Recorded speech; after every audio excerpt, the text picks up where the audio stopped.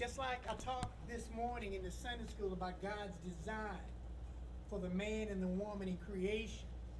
Well, God has a design for the church. There are some things that God has entrusted us with. Okay? And I'm going to tell you right now, listen everybody, a lot of the stuff that God has entrusted us with, a lot of that is falling on deaf ears when it comes to the church. When we look at the professing church today, it ain't nothing but entertainment and folks trying to outdo each other and this and that. And there's no real anything going on. And we get caught up behind the celebrities and all of the stuff and not the scripture. When Paul speaks of that which has been entrusted to him, Paul speaks to the issue of something that God has given, and God is holding us responsible to stand in. When we look at the world today and darkness becomes even more dark, a lot of times it is because the light of the church is diminishing. Nobody wants to be responsible for anything. Everybody's talking about, I'm a servant of God, but we tell God when we'll serve him. That's it. That's it. And we totally miss what God is trying to do in his word. Think about it. When Paul says, and ye are not your own. Yes, yes. Ye are not your own. Listen to me. If you're saved today, and truly the light of the gospel has grabbed your heart, Amen. if it's really grabbed you, it's got to move you. It's got to move you to where you're not afraid to tell people that, yes, Jesus went to the cross. Amen. Yes, he died for the sins of the world. Yes, there's forgiveness through the offering of his life. But see, we've got to be moved to where we're passionate in that. And I'm going to tell you right now, I don't see it in the church. Glory to you, God. Nobody wants to suffer for him. Like I said, we put God on a timer. And that bothers me. Really bothers me. And listen, when I make these statements, it's spoken in general. I'm not trying to whip anybody's head in here because I thank y'all for everything you do. Can I tell you something? I know some Christians are always talking about, well, I'm on another level. I'm tired of hearing that. Because see, the greatest level is that you're an obedient servant. Amen. When When God says move, you know what you do? That's right. You Come move. on now. Come on. That's a good word. Good word. And you're not afraid. Amen. And you know his word. Yes, yes. I got a lot of folks tell me, oh, I'm seeking God, but they won't crack that Bible for nothing. I want you to understand that if you're seeking God, the only place you're going to find him It's in that Bible. right here in this book. Amen. Everybody understand? Let me give you all verses. I got 2 verses. Let's go to 1 Timothy.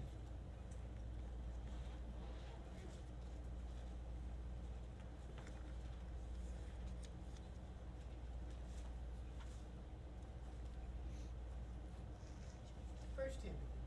I want you to go to chapter 3.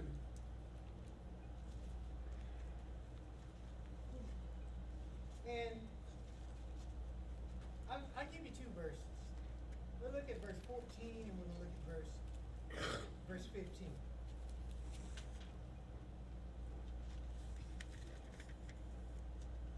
Now,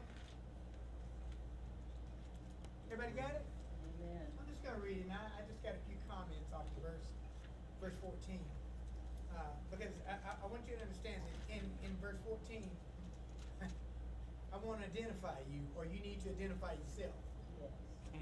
Okay? Everybody got it? And notice what Paul says in the verse. And we know that Paul is writing to a young man whose name is Timothy. Something I want you to think about. Watch this, y'all. All of the things that happen in the Word of God are important and for a reason. Okay? Something that I want you to think about. Watch this. When you think of the Apostle Paul, and you think about all of the suffering that he went through in preaching Christ, the thing that I want you to think about is that he goes through all of the suffering of preaching Christ, and then ultimately he meets his end at the guillotine. Okay?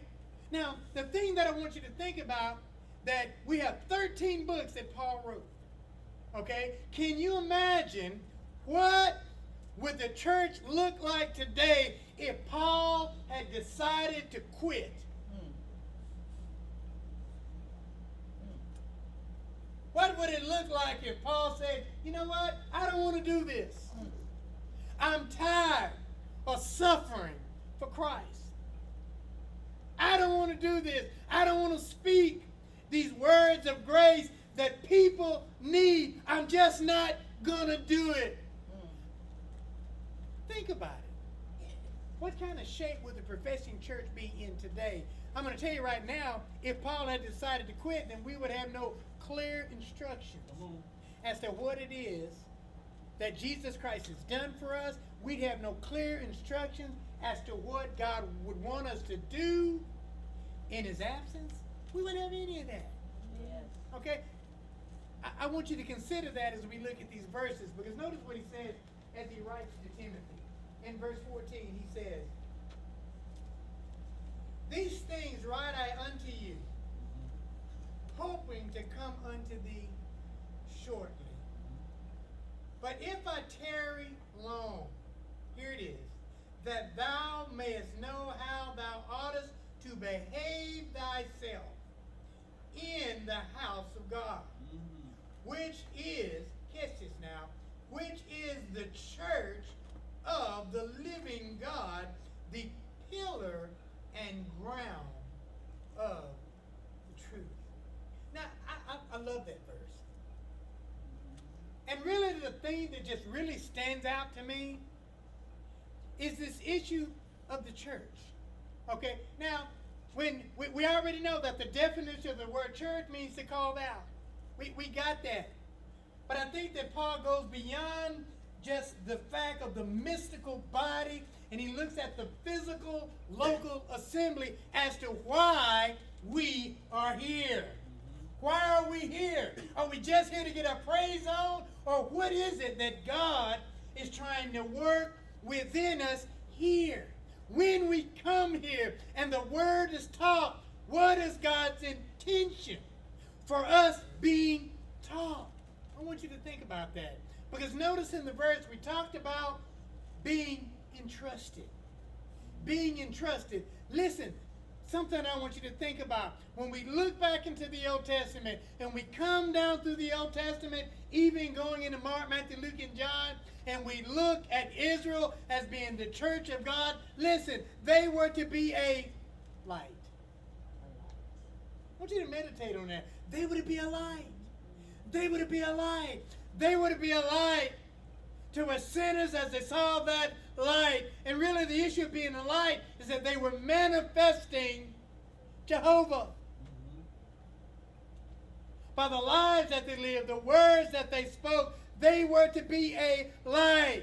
It was through Israel that men were to be drawn to God.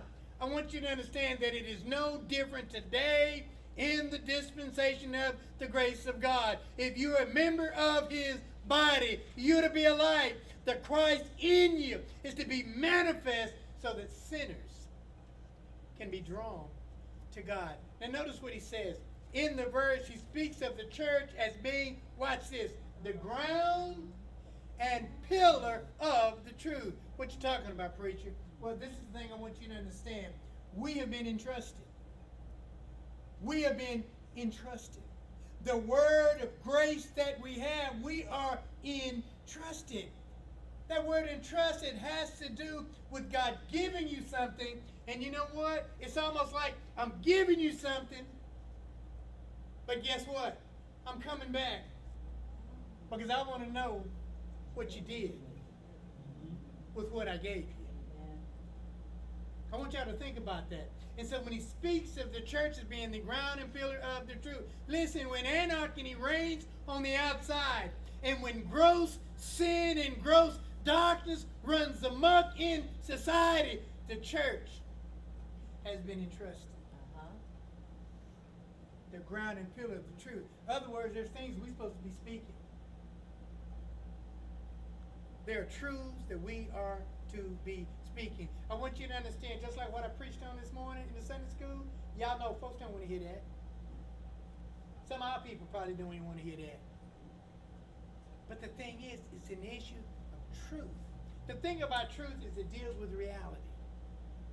You understand what I'm saying? Reality. And it's all about the content of what God has spoken. Okay, let me give you a truth. Let me give you a truth. Apart from Jesus Christ, all of us are dead in sins and trespasses. Apart from Jesus Christ, we're under condemnation because what God demands is perfection, and there's not a man on earth that's ever been able to give God what he wants. Amen. None of us. And so the thing is, we talk about grace. Amen. But what good is that grace if it doesn't move you to anything? What good is it to have an intellectual understanding and we've got the definition of the favor of God, but it don't move us to nothing? Yes, Lord. Yes, Lord. It don't move us to nothing. Oh, yes. When we got family members who are dead in sin, on their way to hell, but yet we won't open up our mouth and tell them that Jesus died. Oh, Jesus. You understand what I'm talking about? But getting back to the church, listen.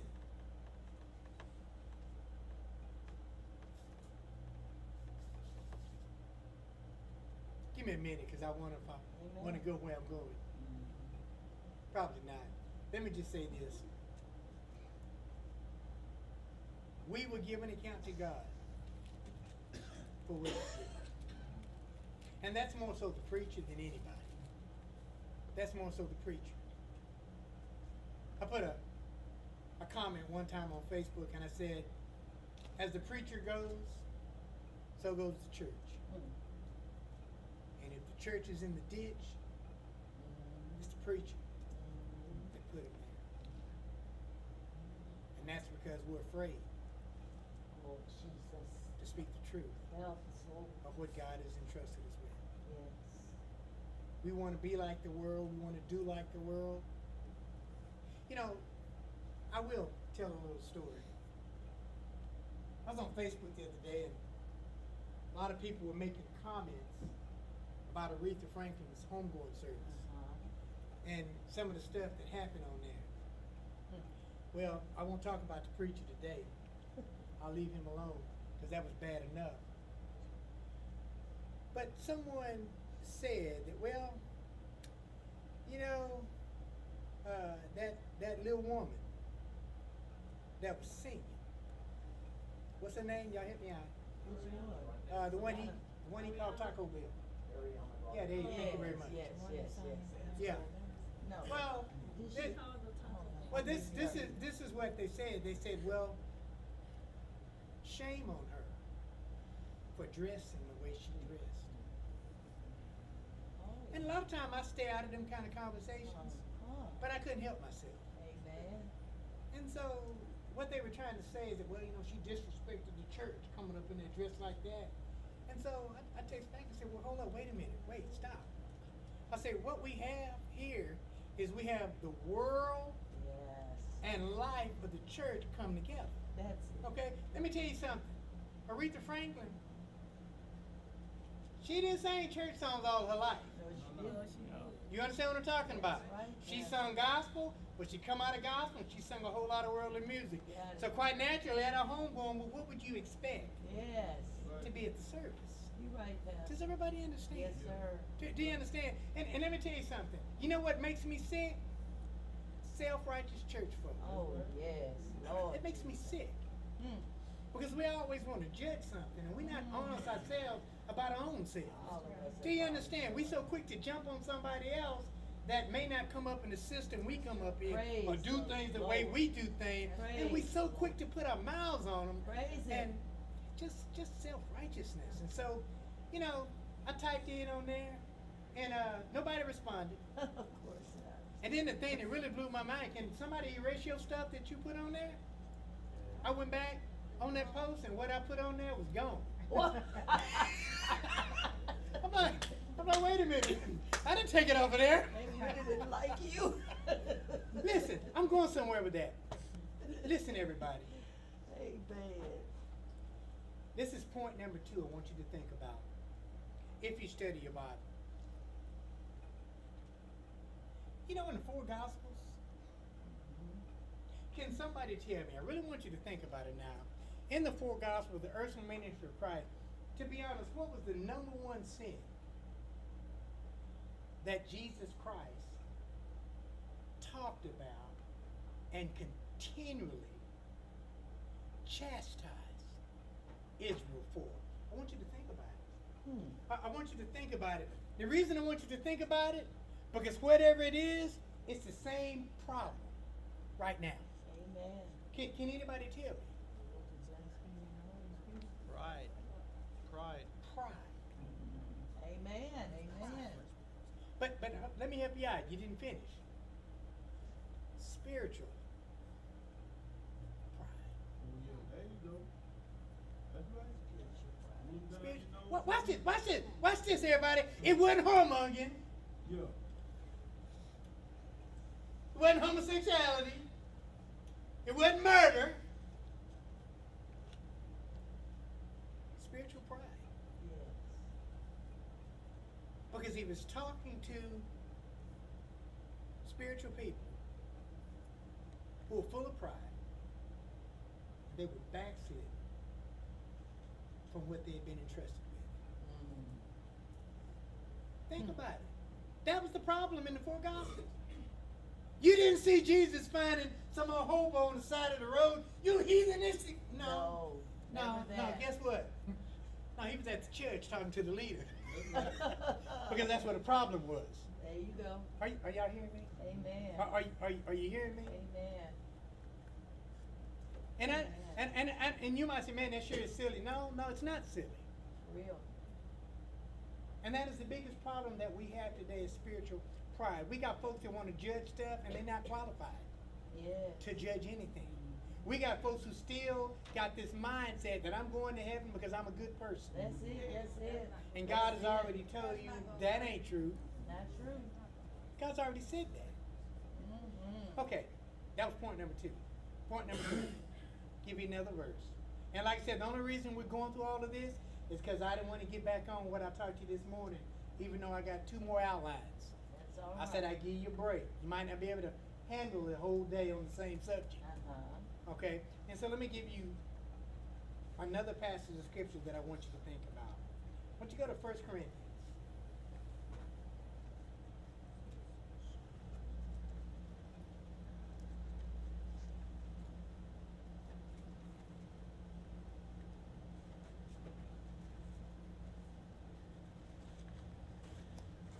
Chapter 15.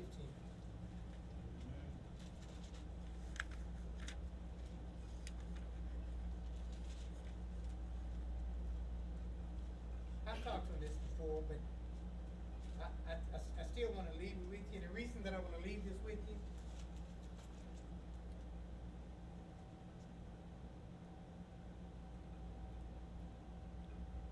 God's desire is that he has children who have his heart. Yes. Not only his heart, but also his mind. Yes. That's his desire. And when we come to the church house and we get the Sunday sermon or we get the music, the purpose of it all is to energize you. Okay? Can I tell you something? If you're a child of God and you're not really active one way or the other in the service, the thing that is missing is living grace. Amen. Amen. It's living grace. When I say living grace, let me tell you the thing about grace. When you reflect on who you were without Christ, Yes. when you reflect on that, really reflect on that, it ought to have a way with you. When you really reflect on it. See, the problem with a lot of saints is that we know a lot of stuff, Yes. but the stuff don't move us. Don't move us. You can be scripturally correct about a lot of stuff, but if it doesn't move Ooh, yes. you, Yes, Lord. there's a problem in it. Listen, let me tell y'all something about me. What you see is what you get. I'm plain, I'm simple, Yes. period. I don't know a whole lot. I don't. Hard worker. I don't. But the point of it all is that the little that I do know, I give that to the Lord. Yes. Do you understand? Bless In the other words, Lord. I'm not in the position of making excuses about what I can't do. Amen. Because I understand that even in weakness I can serve. Yes. Are you understanding me? He Yes. said, well, preacher, what are you trying to say? Well, what I'm trying to tell you is that whatever I do, you can do. It's just a matter of you making up your mind whether or not you're going to allow God to be able to use you like that. You're in your word. That's it. You're getting it. What are you going to do with it? Praise you. Do you understand? Okay? The living grace. And I love this. And here's the passage of scripture. Listen to what Paul says here. And I love this. It's 1 Corinthians 15, and it's that one verse. Verse 10. Listen to what he says. He says, but by the grace of God, I am what I am. Thank you, Lord. Stop right there. Watch this. Mm. But by the grace of God, I am what I am. And then he goes on to say this, and his grace, His grace. which was bestowed upon me, was not in vain. Stop right there. Thank you, Lord Jesus. Thank you. Watch this, watch this. I'm saved. I heard the message of the cross. I know that Jesus died for me. I know that I was on my way to hell. Yes. But the light was turned on. And I said, Lord, I thank you Thank you, Lord. for your grace. Lord, I thank you that Jesus did for me what I couldn't do for myself. Oh, yeah. I thank you, though I was on my way to hell, he gave himself. Yes. When we Lord. come to that understanding, Woo. whether you 10 years old or 20 years old or 30 years old, and you look over your life, he didn't have to intervene. He could have allowed you to continue to do whatever makes you happy. Oh yes. Oh yes. Oh Come on, yes. preacher now. But he saw fit to turn the light on where you could see Yes, yourself yes, and yes. your need of him. Listen, the worst tragedy that there is in all of life is that you die and you leave here without him. Jesus. Thank you, Lord. Thank you. We already know tomorrow's not promised. We just heard about somebody that got killed a couple of days ago. Tomorrow's not promised. That's it. Everybody understand? But what I like in the verse, watch this. See, Paul did not take this grace. He didn't take it, what's the word I want to use, y'all? For granted. That's what I wanted. He didn't take it for granted. And the beauty of the grace, he says that it was bestowed on me. The word bestowed means that it is gifted Given. grace.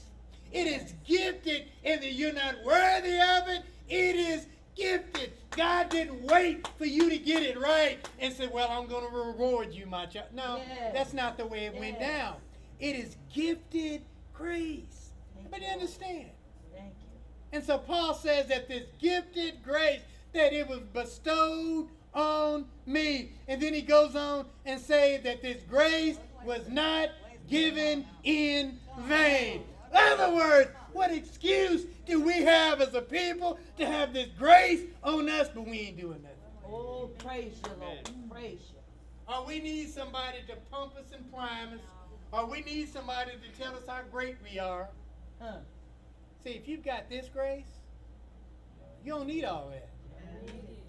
Because it don't matter what anybody say. This grace moves you. Yes. Everybody and their mama can be fighting you, trying to stop you. But see, this grace Jesus. will move you right on through all of that. Thank you. Amen. You understand? See, the reason I can speak from personal testimony, I've been preaching 30 plus years, and I've had more people tell me what I'm not than what I am. But guess what? Stay in the course. You know why? This grace. His grace. This grace. Oh, Jesus. It was not in vain. No, no. Listen, the reason I'm on Facebook, y'all think I'm trying to make friends? No, I ain't. I'm on Facebook because it's an open door Yes. to be obedient to God Praise you, Lord. and to get His word out there. I often say, hey, look, you may never allow me to come into your church, but guess what? Facebook allows me to preach to your members. Amen. Amen. Amen. That's what this grace will do Yes. for you. Yes. Look, it says, looks for opportunity. Opportunity. And listen, the other thing that I'm trying to get over to you is that, you know, in weakness, I might stumble, but it doesn't matter. This grace continues to move. to move. And what I'm trying to tell you, that this grace that Paul is talking about, this has to be the thing that you and I are possessed with. Do you tell God when you're going to move? No, sir. Do you wait on things to be just right No, and sir. then you move? No, sir. See, if these are the kind of things that's going on, Thank then you, there's Lord. an issue Thank with this you. grace. Does everybody understand? Amen. You might say, well, I don't know enough of the Bible. Well, my thing is, if you waiting until you know enough, you might kick the bucket and leave here before that happens. Amen. So what's your point? The little that you have, this grace, Yes. this grace. The little that you have, this grace. Yes. Yes. Yield yourself to God. Allow Him to be able to use you. Allow Him for you to be a light. Listen, there's a lot of people at the church building. It's not reaching. But what happens when the church leaves the building? Who are we reaching? Who are we reaching? God. And we wonder why the numbers in the church don't move a lot of times, because there's a problem with the grace that's going out. Oh, Jesus. Are you hearing me? Now I know. Now I can't put it all on y'all, because I understand that they might say, "Who your pastor?" That might kill it right there. Just speaking truth. I've been there, done that. Sure, you're right. Okay. So the thing that I want you to ask yourself. Okay, you know you're saved by grace. We all got that, right? Amen. Just ask yourself, Lord, is your grace that you bestowed on me, is it in vain? See, you're the only one that can take inventory on that. I don't, that's not my job. I can take inventory on me. I can do that for me. Yes, Lord. Yes, Okay? Lord. But you need to do that for For you. yourself.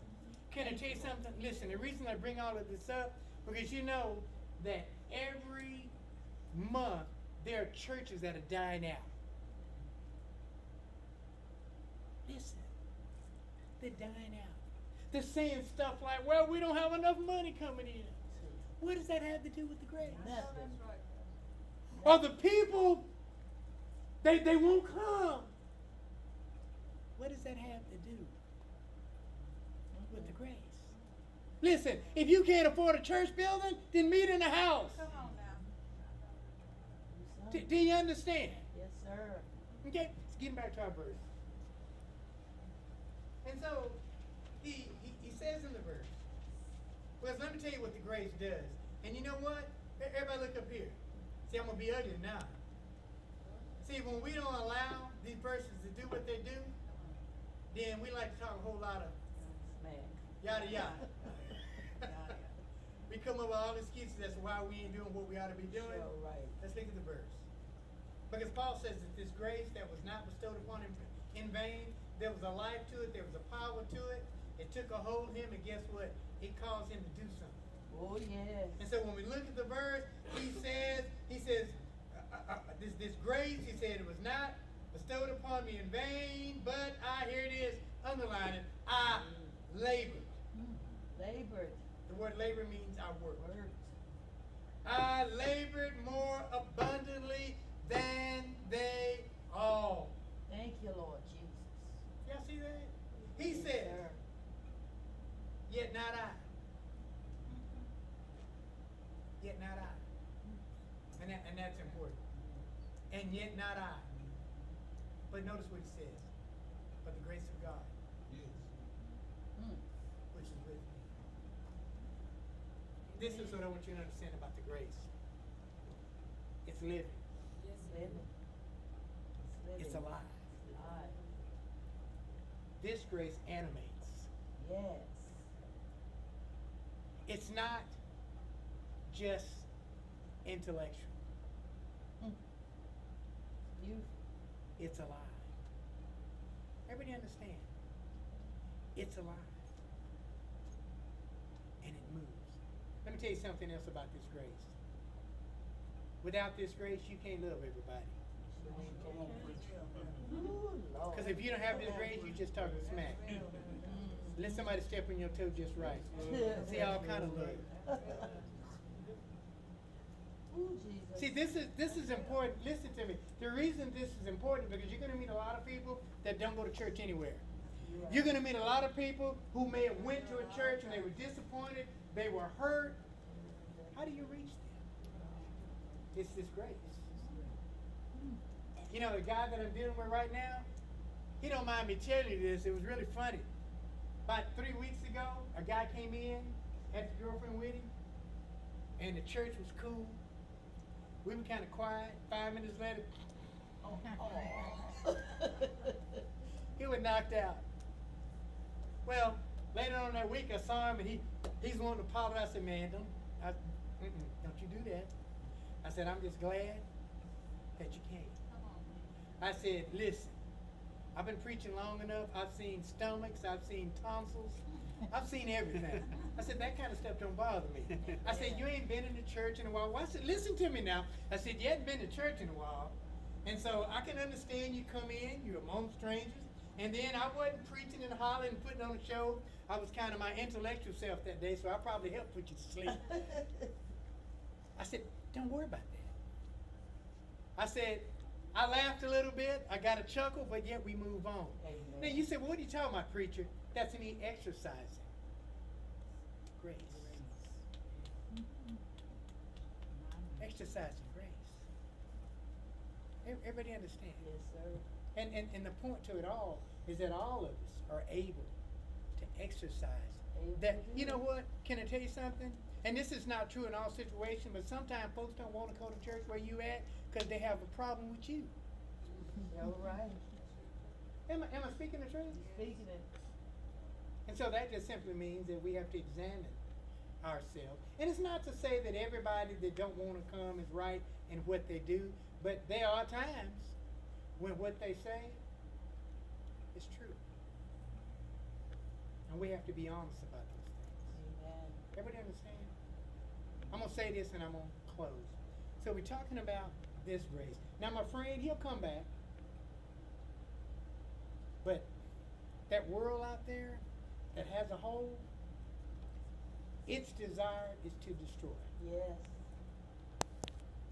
And that's what it's going to do if we stay out there and we allow it to. That's it. Okay? The one thing that I preach to you all here at Grace Bible Church is that the ministry has to go beyond the preacher.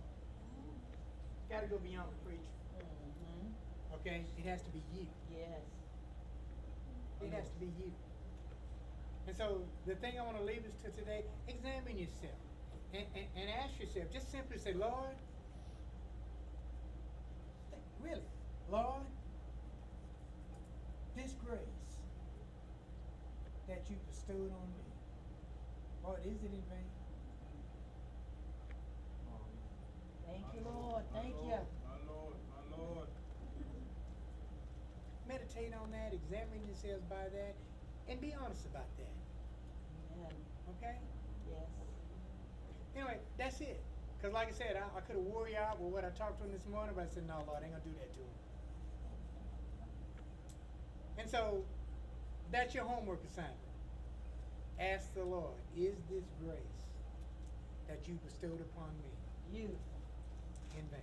You. Okay? Amen. All right then. You know.